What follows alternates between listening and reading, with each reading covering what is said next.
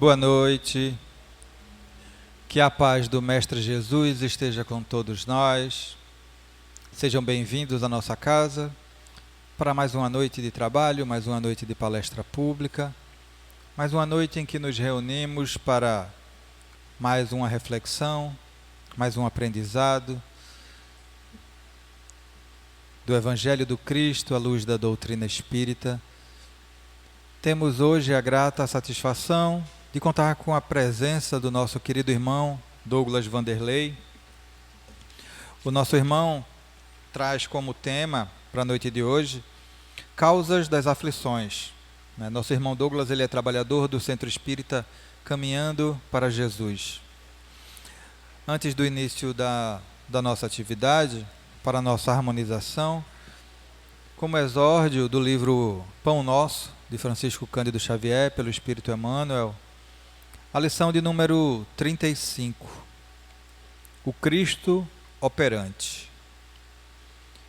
Porque aquele que operou eficazmente em Pedro para o apostolado da circuncisão, esse operou também em mim, com eficácia para com os gentios. Paulo, na carta aos Gálatas, capítulo 2, versículo 8. A vaidade humana sempre guardou a pretensão de manter o Cristo nos círculos do sectarismo religioso, mas Jesus prossegue operando em toda parte onde medre o princípio do bem. Dentro de todas as linhas de evolução terrestre, entre santuários e academias, movimentam-se os adventícios inquietos, os falsos crentes e os fanáticos infelizes que acendem a fogueira da opinião e sustentam-na. Entre eles, todavia, surgem os homens da fé viva, que se convertem nos sagrados veículos do Cristo operante. Simão Pedro centralizou todos os trabalhos do Evangelho nascente, reajustando aspirações do povo escolhido. Paulo de Tarso foi poderoso ímã para a renovação da gentilidade. Por intermédio de ambos, expressava-se o mesmo Mestre, com um só objetivo: o aperfeiçoamento do homem para o reino divino. É tempo de reconhecer-se à luz dessas eternas verdades. Jesus permanece trabalhando e sua bondade infinita se revela em todos os setores em que o amor esteja erguido à conta de supremo ideal. Ninguém se prenda ao domínio das queixas injustas, encarando os discípulos sinceros e devotados por detentores de privilégios divinos. Cada aprendiz se esforce por criar no coração a atmosfera propícia às manifestações do Senhor e de seus emissários. Trabalha, estuda, serve e ajuda sempre, em busca das esferas superiores, e sentirás o Cristo operante ao teu lado nas relações de cada dia. Bela lição para a nossa noite de hoje. Vamos agora para a nossa prece, para o início da nossa atividade da noite. Elevemos o nosso pensamento ao alto e roguemos. Querido Mestre Jesus, querido irmão e mentor Moacir, obrigado por mais uma vez abrir as portas de tua casa para nós, em mais uma noite, podermos aqui estar para estudar, para aprender, para conhecer um pouco mais do Evangelho à luz da doutrina espírita. Que o nosso irmão que fará uso da palavra possa ser inspirado e auxiliado pela espiritualidade amiga. Que todos aqueles que aqui estão nessa noite, encarnados e desencarnados, possam sair daqui com aquilo que vieram buscar. Que Deus os abençoe, que o Mestre Jesus ilumine os nossos caminhos hoje e sempre. Que assim seja. E agora passo a palavra a meu querido irmão. Pode ficar à vontade.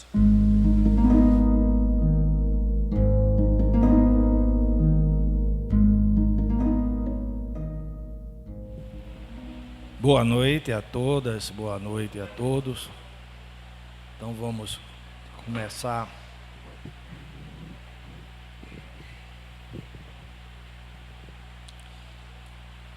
Bom, estou começando com esse slide que a Federação Espírita Brasileira postou hoje, porque hoje é o Dia Mundial da Oração, que é comemorado na primeira sexta-feira do mês de março e já é celebrado em 170 países essa data, o Dia Mundial da Oração.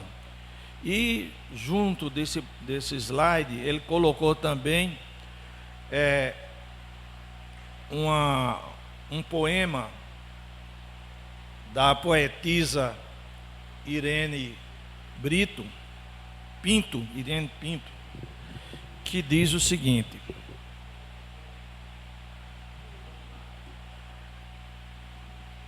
ouvida a bênção da prece, na sala doce e tranquila, a lição do bem cintila como um poema a brilhar.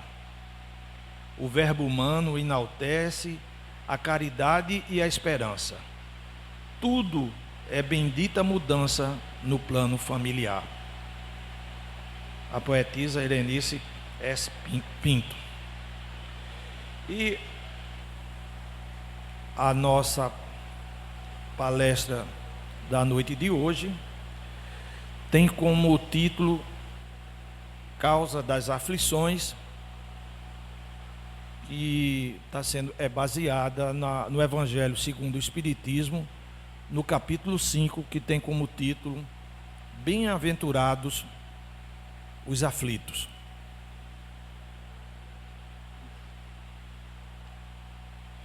O Evangelho segundo o Espiritismo nos mostra que as dificuldades que enfrentamos na nossa vida são de duas espécies e de origens bem diferentes. Dificuldade na nossa vida, eu acho que ninguém deixa de ter. Todos nós, sem exceção, passamos por dificuldades. Todos. Eu acho que não existe uma pessoa que esteja encarnada que não tenha passado, não esteja passando ou que não irá passar por alguma dificuldade. Sempre nós temos algumas dificuldades. Mas essas dificuldades, elas são de duas espécies e também têm duas origens que são bem diferentes. Uma das causas dessas dificuldades que nós enfrentamos, ela tem origem, tem sua causa na atual vida, na nossa atual encarnação. Já outras dificuldades fora da vida, ela tem sua origem em vidas passadas. Portanto, são de fontes bem diferentes. Tanto as dificuldades que nós passamos, promovidas pela nossa vida nessa encarnação, como também existem dificuldades que nós enfrentamos devido aos nossos equívocos em vidas passadas. Mas para que nós possamos entender como ocorre isso, vamos tentar buscar qual é a visão espírita sobre o sofrimento e as aflições. E para isso, nós vamos verificar quais são os princípios básicos do Espiritismo. É uma das coisas, nós entendermos quais são os princípios básicos. A outra coisa é a reencarnação, a evolução espiritual que nós passamos e também a lei de causa e efeito. Então vamos falar um pouquinho sobre os princípios básicos da doutrina, um pouquinho sobre a reencarnação e a lei de causa e efeito, para depois nós entrarmos especificamente no capítulo 5 do Evangelho segundo o Espiritismo, que trata das causas das nossas aflições. Então vamos começar pelos princípios básicos do Espiritismo, que são 7, basicamente. Os princípios básicos da nossa doutrina espírita, do Espiritismo, são 7. O primeiro de todos é a existência de Deus. Tudo para nós espíritas tem como causa primeira Deus, conforme está lá na primeira pergunta do Livro dos Espíritos. Qual é a causa? O que é Deus? É a causa primeira de todas as coisas. Outros princípios básicos da doutrina espírita são: os espíritos existem, mostrando que existe a imortalidade do espírito, do nosso espírito. A pluralidade das existências, que são as reencarnações. Nós não estamos aqui pela primeira vez, nem essa é a última vez que nós estaremos aqui encarnados. Nós já temos, com certeza, uma história de reencarnações já de muito tempo. E nessas reencarnações, há de convir que nós cometemos equívocos, cometemos erros, cometemos deslizes, os mais, às vezes, até cruéis.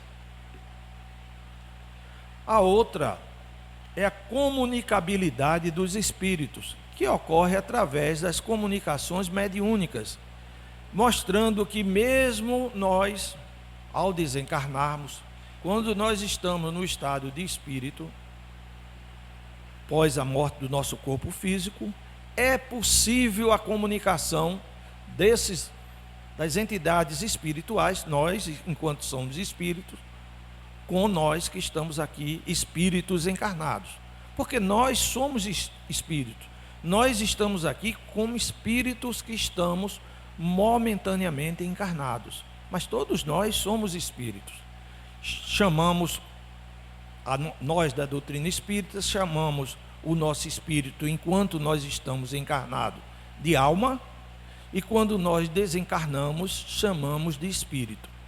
Diferente da doutrina, por exemplo, católica, eu que vim da religião católica de formação, a gente se referia a uma pessoa que já havia desencarnado como a alma daquela pessoa. Inclusive se faz até medo com as pessoas, muita coisa com a alma da pessoa.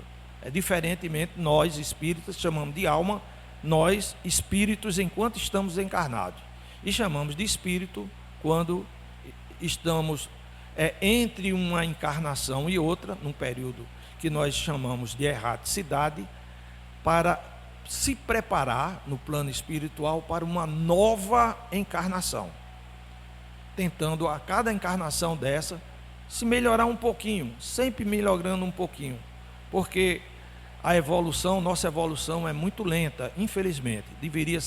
Nós deveríamos nos esforçar mais para acelerar o nosso processo evolutivo.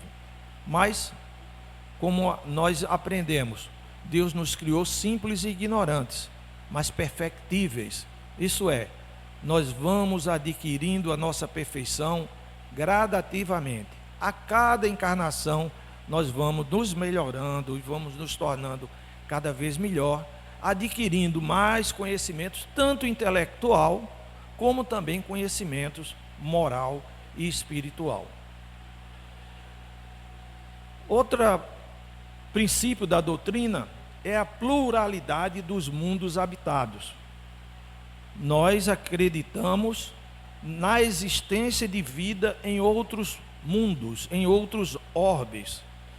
Não apenas a Terra é habitada, mas outros orbes também são habitados.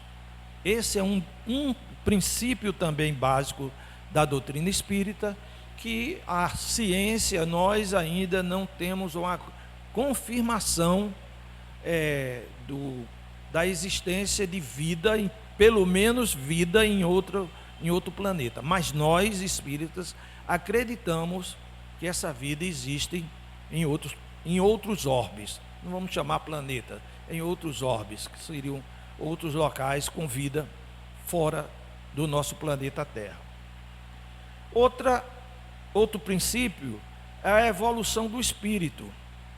A cada encarnação nós vamos nos melhorando, esse processo de melhoria contínua que nós passamos e os efeitos que nós sofremos também da lei de causa e efeito, que eu vou falar depois um pouquinho mais sobre essa lei de causa e efeito. E por último, é a fé raciocinada. Nós não acreditamos em nada que nós não possamos analisar, discutir, entender. É o que nós chamamos fé raciocinada. Se algo é trazido para nós como algo da doutrina espírita e não tem explicação, nós não aceitamos. Nós estamos sempre raciocinando, analisando, discutindo a fé que nos move, a fé que Jesus nos ensinou, a fé que move montanhas, como Jesus ensinou. Então, é essa fé raciocinada que nós buscamos compreender e entender para auxiliar, para fazer com que tenhamos um entendimento do porquê nós temos fé e não crer por crer, sem saber o porquê daquilo que está fazendo. Bom, há outro princípio, sobre a visão espírita sobre o sofrimento, é a reencarnação, que é uma evolução espiritual, e a lei de causa e efeito. A reencarnação é interessante. Ele é um conceito que está presente em várias religiões e filosofias. Ele não é um privilégio, ele não é somente uma coisa aceita por nós espírita, pela doutrina espírita. Várias outras religiões, principalmente orientais, elas aceitam, elas acreditam também na reencarnação. Tanto religiões como algumas filosofias orientais também. Então, a reencarnação, na reencarnação, cremos que a existência de um ser vivo, seu espírito, o nosso espírito, nasce em um novo corpo após a morte desse corpo que nós temos, conforme foi explicado por Jesus no diálogo que ele teve com Nicodemos, quando Nicodemos questiona ele sobre como poderia nascer, já que ele havia citado o renascer, e ele disse que todos nós precisaríamos renascer da água. Não tinha coisa mais específica do que isso, porque se Jesus naquele tempo, há 2000 anos atrás, fosse dizer que nós nascemos dentro do líquido amniótico, ninguém iria compreender. Mas Jesus, com toda a sua simplicidade didática, de informação, que ele sempre pautou todas as suas falas, ele diz: precisa nascer da água. Aí Nicodemos ainda chega e pergunta: mas como é que nós vamos nascer de novo? Aí Jesus diz: Nicodemos, se você não consegue entender as coisas que é da matéria, como é que você quer entender as coisas que é do espírito?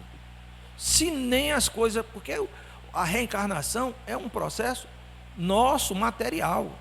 Se você não entende, e nem isso, como é que você quer entender as coisas espirituais, que é muito mais complexas? Aí Nicodemos se cala, mas é um diálogo muito interessante esse entre Jesus e Nicodemos. A reencarnação, ela é necessária para o nosso processo de evolução moral, intelectual de cada um de nós. É através do processo reencarnatório que nós vamos adquirindo conhecimento, tanto intelectual como moral e espiritual. Há mais ou menos em 1939, quando foi publicado, 1939, quando foi publicado o livro Nosso Lar, André Luiz relata que as pessoas estavam se comunicando num aparelho parecido com uma tela de cinema e conversando com outras pessoas. Ninguém entendeu o que era aquilo. Que aparelho era esse que as pessoas conversavam e parecia uma tela de cinema? É isso aqui. Um notebook, um computador, onde é possível hoje nós nos comunicarmos com qualquer pessoa na face da terra, em qualquer lugar, em tempo real. Você vendo e conversando com a pessoa, tanto pelo computador como por um smartphone, um aparelhozinho de nada desse, que tem uma capacidade de comunicação enorme. Mas era simplesmente incompreensível para nós, enquanto humanidade, há 80 anos atrás, 70, 80 anos atrás, compreender aquilo que André Luiz descreve como um aparelho que as pessoas ficavam se comunicando, escrevendo e se vendo, porque nós não tínhamos esse conhecimento. Hoje é mais fácil uma criança de 2, 3 anos de idade pegar num computador, e ele pega, ou no smartphone, e fica conversando, fazendo isso e fazendo aquilo. Coisa que muita gente na nossa faixa etária ainda tem muita dificuldade de fazer, que é o lidar com a informática. Mas uma criança de 3 anos faz aquilo ali com a maior facilidade. Por quê? Porque ele lida com essa informática com tanta facilidade. Porque ele está trazendo essa bagagem do plano espiritual, esse conhecimento ele está trazendo do plano espiritual. Então, para ele, é simplesmente o recordar de algo que já faz no plano espiritual. Então, é muito interessante, mostrando que esse processo de evolução do conhecimento intelectual, moral e espiritual, ele é contínuo, e a cada encarnação nós vamos aprendendo muitas vezes mais. Você já pensou se nós falássemos para uma pessoa que viveu há 200 anos que um homem se desloca de avião de uma cidade para outra? Ninguém ia acreditar. Num negócio pesado daquele, voar cheio de gente.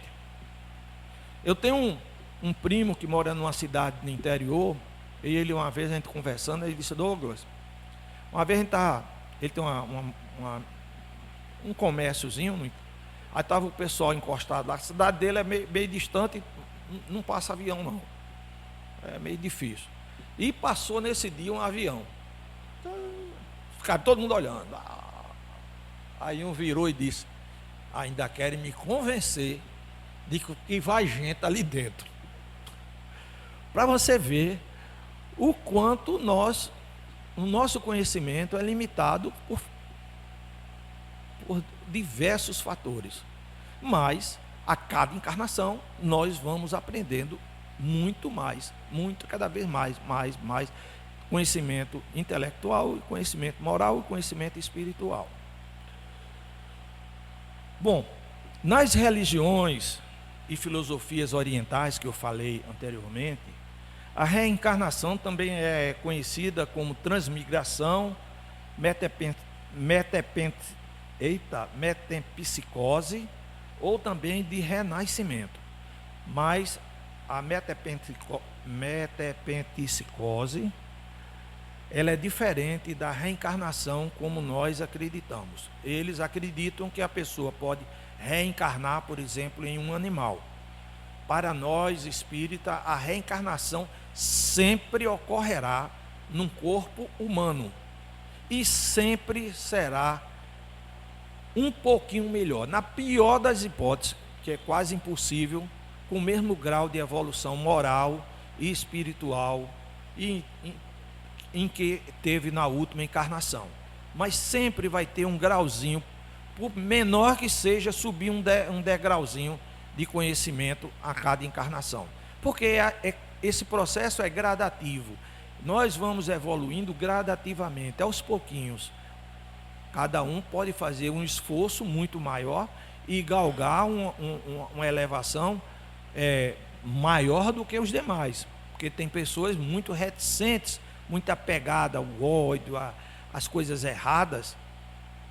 E esses evoluem muito pouco. Vai precisar de mais e mais e mais reencarnações. Porque todos nós, como nós somos perfectíveis, significa que cada um de nós aqui, todos nós, um dia seremos os anjos. Um dia todos nós seremos anjos. Agora o tempo, a quantidade de encarnações que nós iremos passar para atingir esse estágio de desenvolvimento vai depender de cada um. 10 encarnações, 100, 1000, 1 milhão, 1 bilhão de encarnações. Nós somos eternos. Nós somos eternos. Deus nos criou a sua imagem e semelhança, como está lá na Bíblia. Mas a imagem e semelhança da criação divina, nós, não é esse corpo perecível, que adoece, que fica cheio de problema, que envelhece, que morre. A imagem e semelhança que Deus fez em nós é o nosso espírito. Nosso espírito é a imagem e semelhança de Deus, que não irá morrer jamais. É a imagem e semelhança. Deus não tem princípio nem terá fim. Nós tivemos princípio, mas não teremos fim.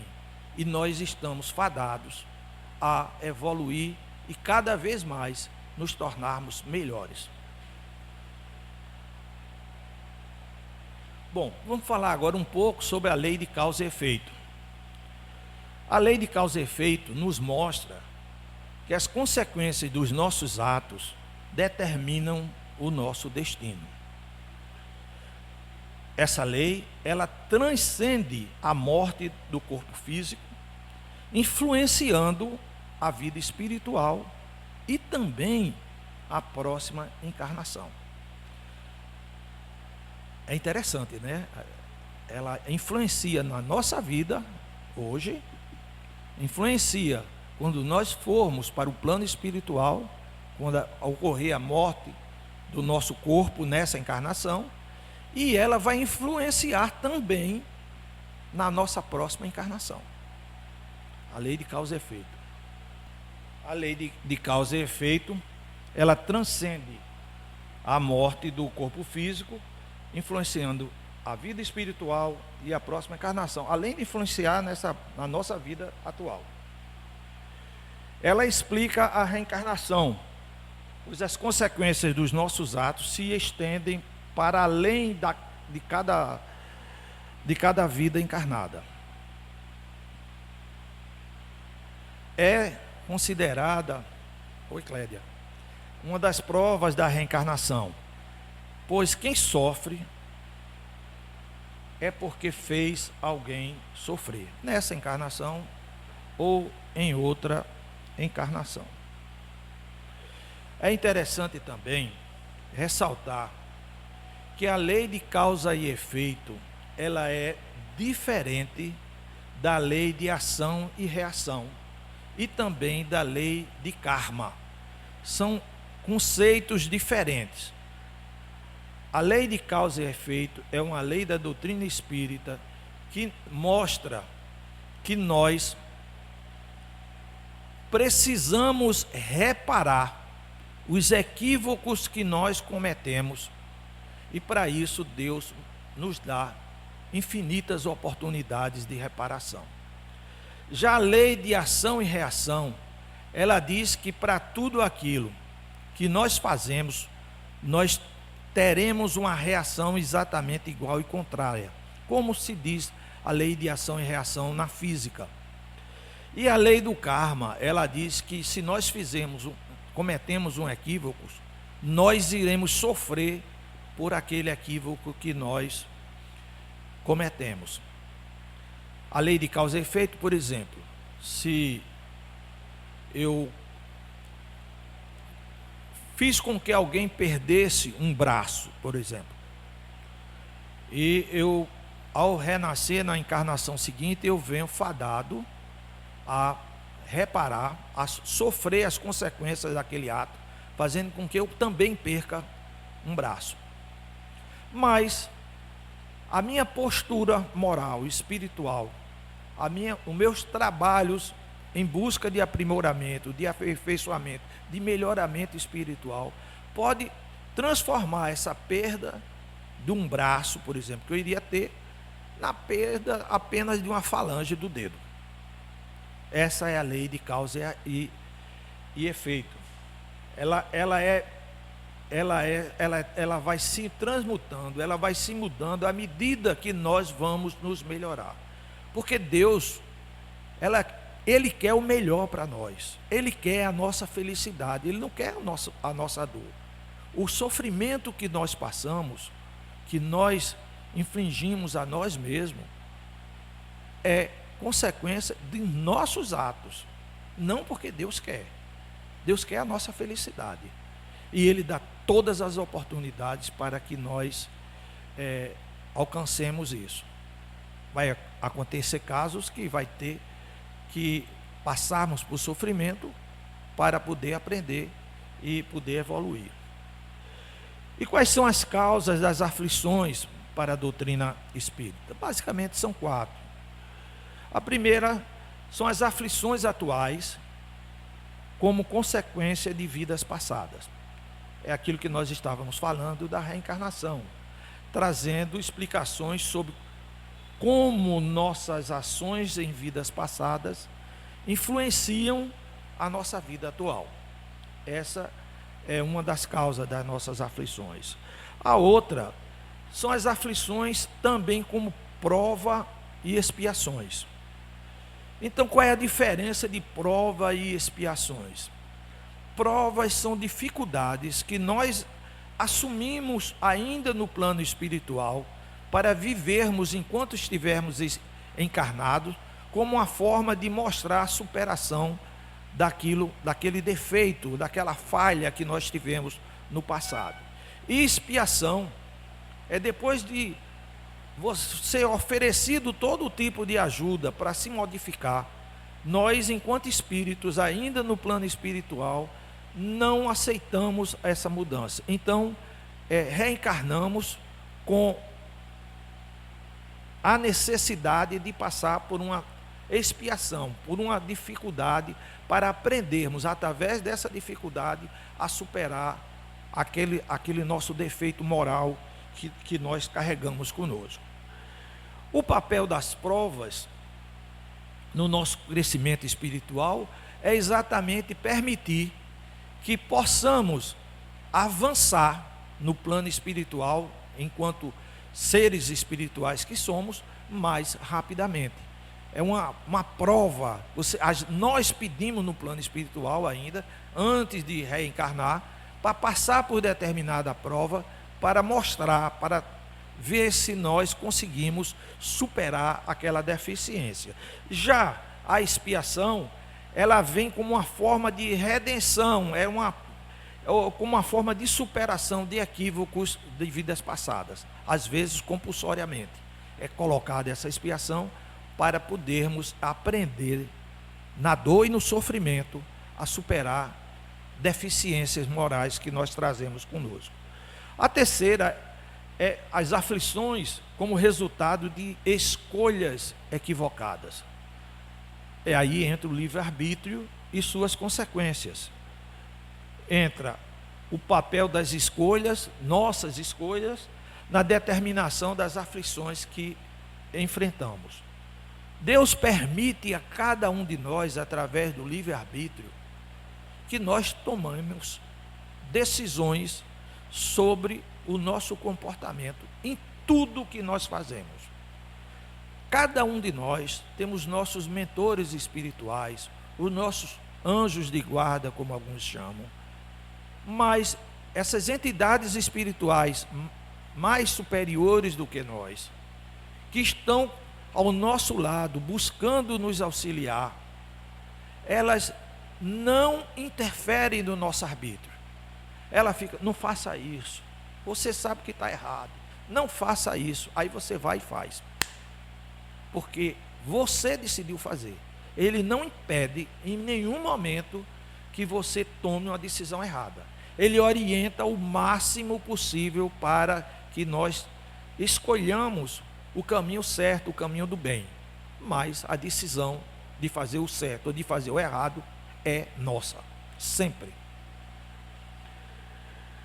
A quarta causa das aflições, elas são também uma forma de aprendizado para o desenvolvimento espiritual. A importância das aflições para auxiliar no nosso crescimento moral e espiritual. Muitas vezes nós passamos por essas dificuldades, essas aflições, essas dificuldades de vida, exatamente para facilitar, permitir e auxiliar o nosso desenvolvimento moral. Quantos de nós não vivemos afastados de uma religião? Não é o caso, nós espíritas, a maioria das vezes, frequentamos uma casa espírita, tudinho, mas muita gente, e todos nós conhecemos pessoas desse tipo, que sequer faz uma oração diária. Aí vem uma doença braba, vem uma doença para valer, ou uma dificuldade muito grande, ou um desemprego, ou as mil aflições que afligem os nossos dias. Aí a gente recorre a Deus, forçado, porque não tivemos os devidos cuidados. Então, pela dor, nós vamos buscar a Deus, voltar o nosso pensamento para aquilo que nós estamos fadados a ser, seres cada vez melhores. Quando analisamos a origem das aflições, reconhecemos que muitas são consequências naturais do caráter e da forma de proceder dos que a sofrem, daquela pessoa que está passando por aqueles problemas. Quantos caem por sua própria culpa? Quantos são vítimas de sua imprevidência, de seu orgulho, de sua ambição? Quantas pessoas não se perdem por conta dessas três chagas da humanidade: a imprevidência, o orgulho, a ambição? Quantas pessoas? Eu tenho um carro, vou dar um exemplo, eu tenho um carro, mas aí o meu vizinho compra um carro super moderno, novo, meu olho só falta pular fora. Eu vou comprar um igual, mas eu não tenho condições financeiras para a compra daquilo ali. Então, algumas pessoas chegam a fazer coisas totalmente equivocadas para conseguir aquilo que está almejando. E por conta disso, dessa ambição, dessa imprevidência, nós estamos vivendo um momento muito difícil na humanidade, com a escravidão das drogas, onde jovens são aliciados porque estão vendo que aquele traficante, que é aquela pessoa que está sendo um aviãozinho de levar droga, está se dando bem, está ganhando dinheiro. Está usando uma roupa de marca, tem um celular da última geração, tem isso, tem aquilo, se veste bem.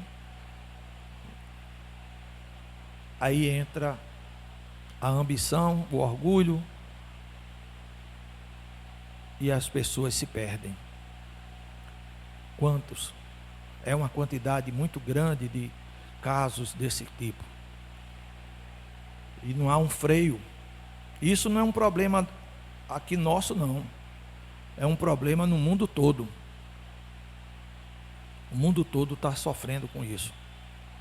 Quem é o verdadeiro culpado por essa violência promovida pelas drogas? São aqueles aviãozinhos que estão levando a droga para... Ou será que é o consumidor que tem dinheiro, que está financiando essa violência, essa droga, fazendo com que as pessoas se endividem moralmente cada vez mais? Com certeza são os usuários, os grandes financiadores dessa violência, pelo menos no meu entender. Quantos se arruinam por falta de ordem, de perseverança, pelo mau proceder, ou por não terem sabido limitar seus desejos. É sempre querendo mais, não tem limite, o seu desejo é sempre de ter mais. Quantos não vêm sofrer horrores por conta disso? Quantas uniões desgraçadas, falidas, porque resultaram de um cálculo de interesses ou de vaidade, e nas quais o coração não tomou parte alguma. Não houve nenhum sentimento de amor a unir aquelas duas pessoas.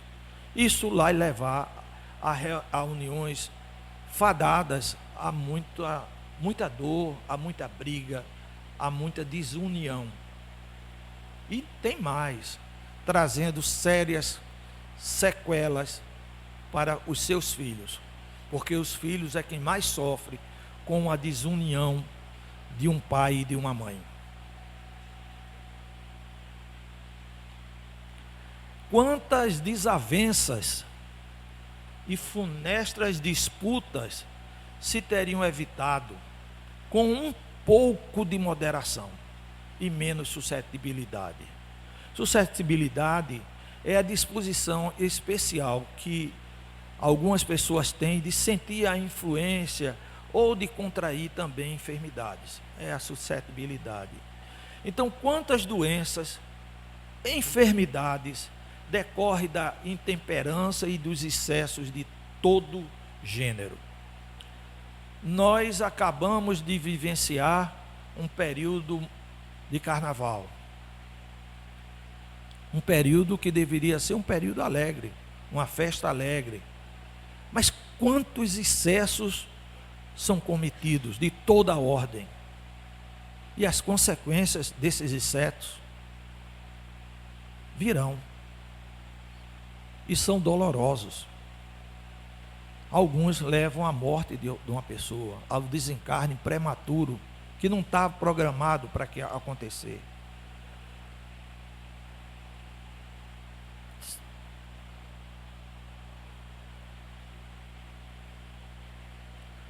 Quantos pais são infelizes com seus filhos, porque não lhes combateram desde o princípio as más tendências?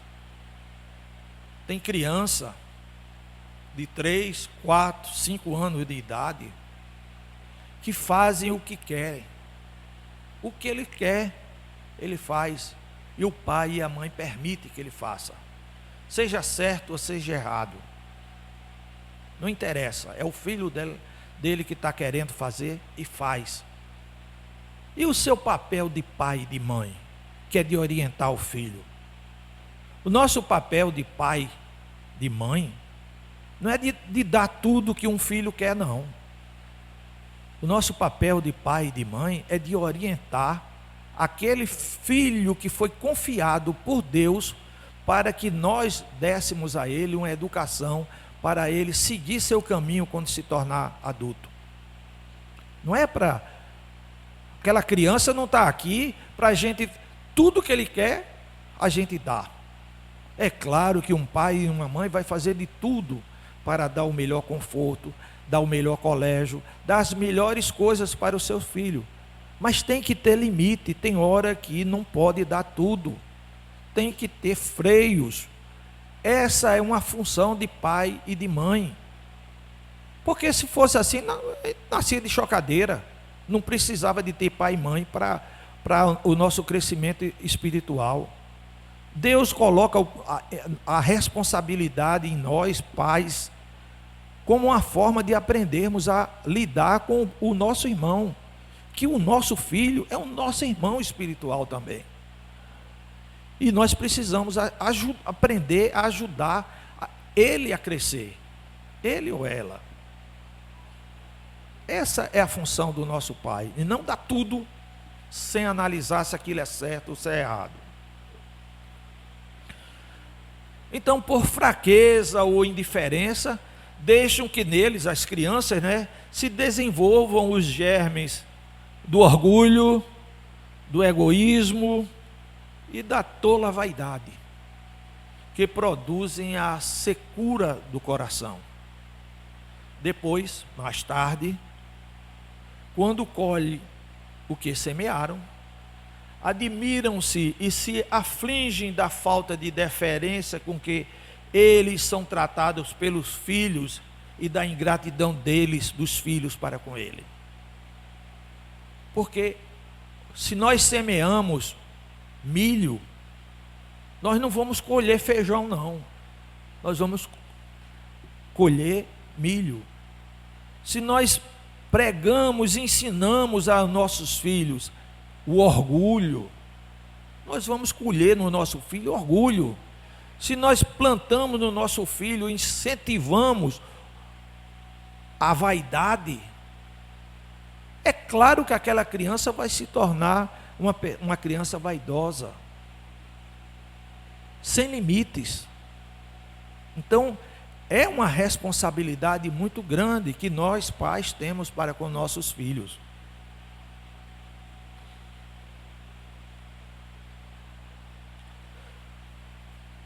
Todos os que são feridos no coração pelas dificuldades e decepções da vida, interroguem friamente suas consciências.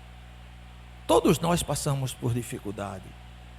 Interrogue a sua consciência, o porquê daquilo. Remontem, passo a passo, a origem dos males que os afligem e verifiquem se, o mais frequentemente, não podem dizer: se eu tivesse feito, ou se eu não tivesse feito tal coisa, não estaria em tal situação. Geralmente acontece isso. Eu devia ter feito isso, ou eu não fiz isso como eu deveria ter feito. Sempre vai ter uma coisa desse tipo, porque precisamos aprender a fazer as nossas escolhas, usar o nosso livre-arbítrio para o bem. Se nós não fazemos isso, se nós não aprendemos como nos comportar da melhor forma, a quem nós devemos culpar das nossas aflições, senão a nós mesmos? A culpa da maioria das nossas aflições somos nós mesmos que causamos.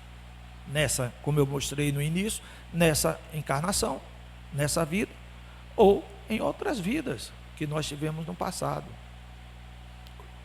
E nós iremos sofrer aflições em vidas futuras, das dificuldades, das imprevidências, dos erros que nós cometemos nessa vida, se nós não nos corrigirmos.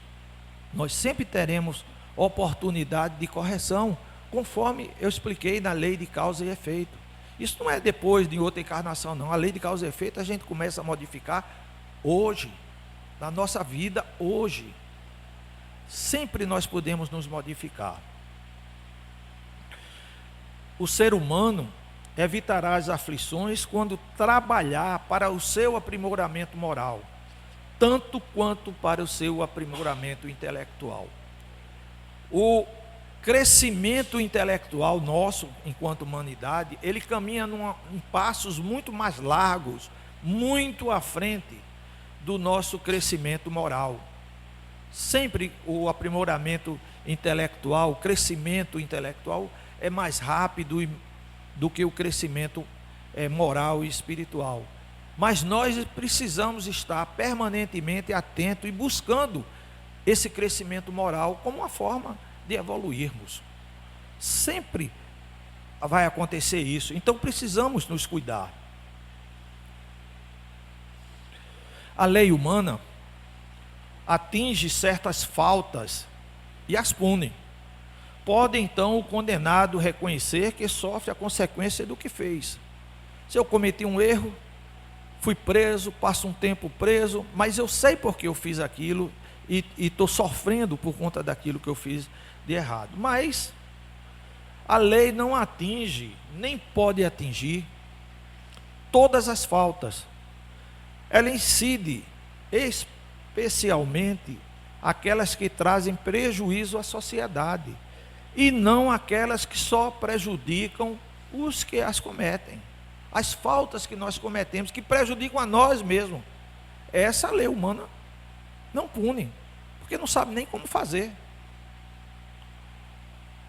Deus, porém, quer o progresso de todas as suas criaturas, de todos nós.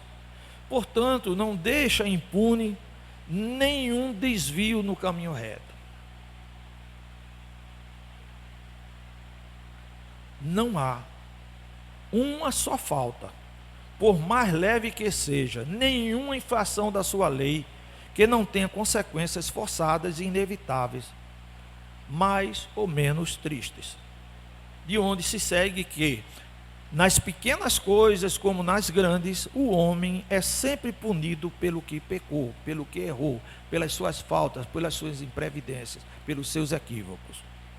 Os sofrimentos que lhes são a consequência são para ele uma advertência do que errou, fazendo-o sentir a diferença entre o bem e o mal, e a necessidade de se melhorar para evitar no futuro o que ele teria sido a fonte de desgostos.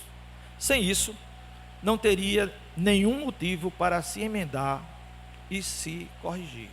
E falando entre essa diferença entre o bem e o mal, essa semana a Federação Espírita Brasileira postou um conjunto de 4 slides sobre como se pode distinguir o bem e o mal. Toda semana a Federação Espírita Brasileira coloca um tema nesse Você Sabia? E o dessa semana foi exatamente como se pode distinguir o bem e o mal. E diz: o bem é tudo o que é conforme a lei de Deus. O mal, tudo o que lhe é contrário. Assim, fazer o bem é proceder de acordo com a lei de Deus. Fazer o mal é infligi-la. Está no Livro dos Espíritos, na questão 630. E continua ainda, na questão 631 do Livro dos Espíritos. Tem meios o homem de distinguir por si mesmo o que é bem do que é mal? A resposta da espiritualidade foi: sim, quando crê em Deus e o que quer saber. Deus lhe deu a inteligência para distinguir um do outro. Estando sujeito ao erro, não pode o homem enganar-se na apreciação do bem e do mal e crer que pratica o bem quando na realidade pratica o mal? Pergunta que foi feita para a espiritualidade, que responde: Jesus disse: vede o que querias que vos fizessem ou não vos fizessem. Tudo se resume nisso: não vos enganeis. Tudo que nós queremos que seja feito para nós é o bem. Ninguém quer ser ferido, mas se eu quero passar a perna no outro, enganar outra pessoa, Ninguém quer ser enganado, mas tem pessoas que buscam enganar outra pessoa. Então isso é um erro. A confiança na impunidade retardaria nosso adiantamento e, consequentemente, a nossa felicidade futura. Entretanto, a experiência algumas vezes chega um pouco tarde, quando a vida já foi desperdiçada e perturbada, quando as forças já estão desgastadas e quando o mal não tem mais remédio. Então o homem se põe a dizer: se no início da vida eu soubesse o que sei hoje, quantas faltas teria evitado? Se fosse recomeçar, eu faria tudo de outro modo. Mas não há mais tempo. Sim, por mais velho que nós estejamos, sempre há tempo de se modificar.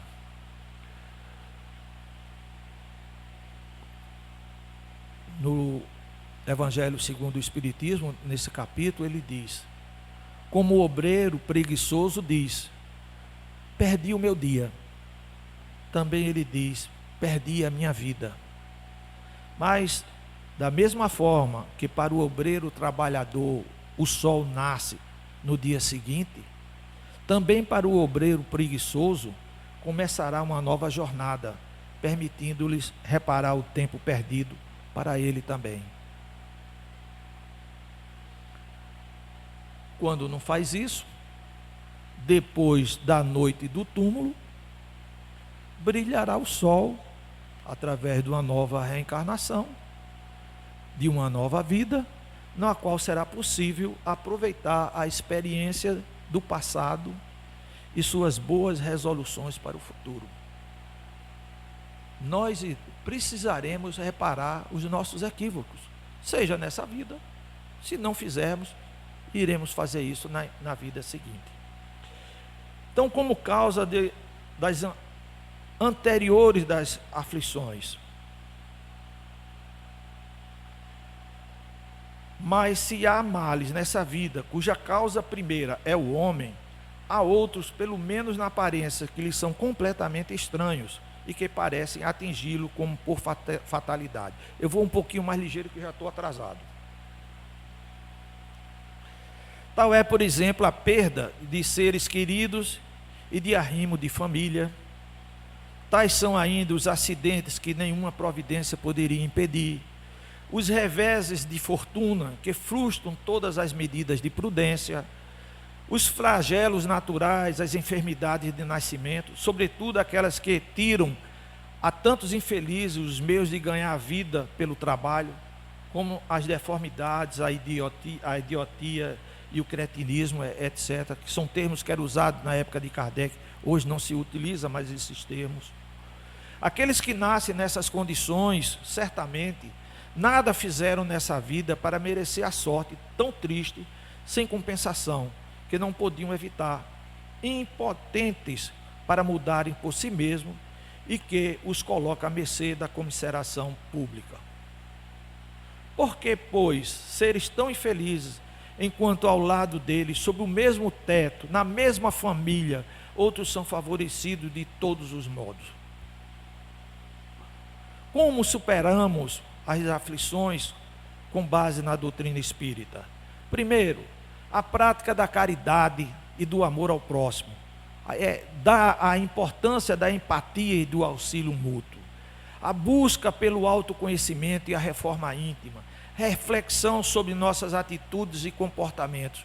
O que é que custa a cada um de nós tirar 5 minutos, 10 minutos no máximo, antes de deitar, e pensar sobre o que nós fizemos, para analisar o que eu fiz certo, o que é que eu fiz errado, e tentar se modificar para não voltar a cometer aqueles erros que eu cometi naquele dia, e fazer aquilo que eu fiz corretamente mais vezes. 5 minutos é suficiente para a gente fazer uma reflexão, um autoconhecimento. A fé e a confiança na justiça divina, o papel da fé para enfrentar as dificuldades. Essa é uma coisa importantíssima. A gente está passando, ter sempre fé que Deus nos ama, acreditar, ter certeza que Deus nos quer e nos tem como filhos amados. E por último, lembrem sempre que a nossa energia, A nossa capacidade de amar pode ajudar alguém que esteja aflito e necessitando de ajuda. E quando nós levamos essa ajuda a uma pessoa que está aflita, nós carregamos as baterias daquela pessoa. E nós nós não sofremos descarrego, nós não ficamos descarregados. Nós carregamos de alegria, de novas energias, aquela pessoa que está debilitada, e nós nos fortalecemos, porque nós usinamos energia para dar e nos fortalecemos. Então, feliz daquele que no final do dia consegue ouvir os aplausos da própria consciência. Como seria bom se todo dia a gente pudesse bater palma. Não, eu fiz certo no dia de hoje. Então, eu trago um abraço fraterno de todos que fazem um centro espírita caminhando para Jesus e a Federação Espírita Pernambucana. Obrigado pela atenção, obrigado pela presença e até o nosso próximo encontro, se Deus o permitir, que seja em breve. Então, que a paz de Jesus esteja sempre conosco. Obrigado por tudo.